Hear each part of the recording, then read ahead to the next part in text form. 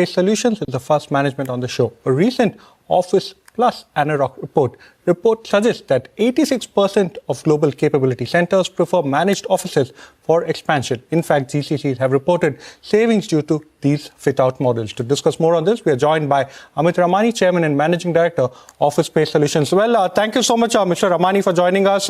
Well, first up, give us a sense of, in your own portfolio, how much demand are you seeing from GCCs, and what is the proportion of GCCs versus MSMEs and SMEs? So overall in the portfolio, Vivek, we have close to about 65% are large corporates, enterprises, which includes the GCC. Of that 65%, I would say roughly almost 70% plus today is GCC.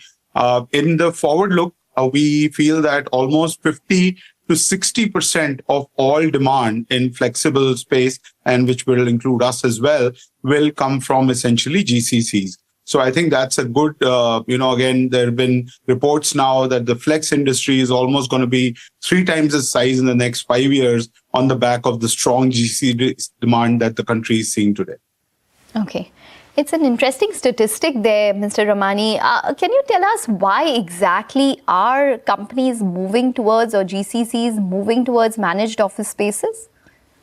So clearly, I think the reasons are flexibility, right? You don't need to take as much space day one. You could clearly take up space as much as you need and then expand. So I think that's one. Second, I think with integrated security, facility management services, there is operational efficiency that's created. Then clearly speed, because obviously many of the GCCs are first-time GCCs. 30% of all GCCs that are coming to India are first-time, and they don't have their own IT, their own security, their own infrastructure teams in place. And this adds to speed.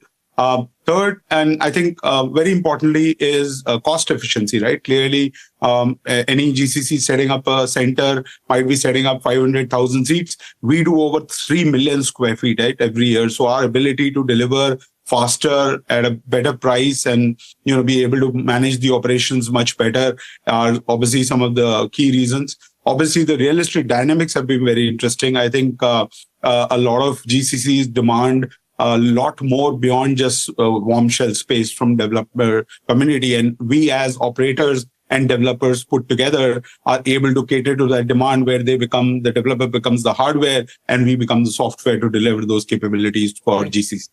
Mr. Ramani, give us a sense against what we could call the normal portfolio versus portfolio that is dominated by GCCs. What will be the differential that you charge? We assume that you will be making higher margins as far as GCCs are concerned.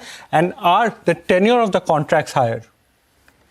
So with the typical tenure of a GCC contract would be 3+ years. Our average locked-in tenure for the whole portfolio, which somebody taking 1 seat to somebody taking, let's say, even 2,000 seats, is about 24 months. The tenure is about 33 months. So clearly, all GCCs typically are 3-year plus lock-ins. They typically are larger formats because they are looking typically to start off maybe with a smaller 50 to 100 seats, but soon they expand to 500 to 1,000 to 1,500 seats in a very short span once they are comfortable with the environment.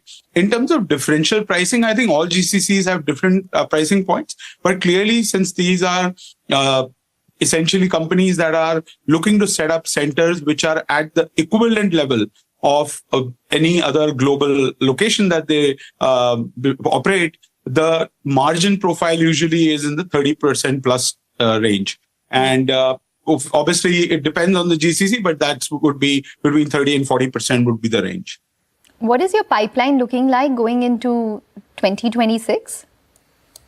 So last 9 months, 50 plus GCCs came to India. 12 of them were with us. eBay, Meltwater, ABC Fitness, many others.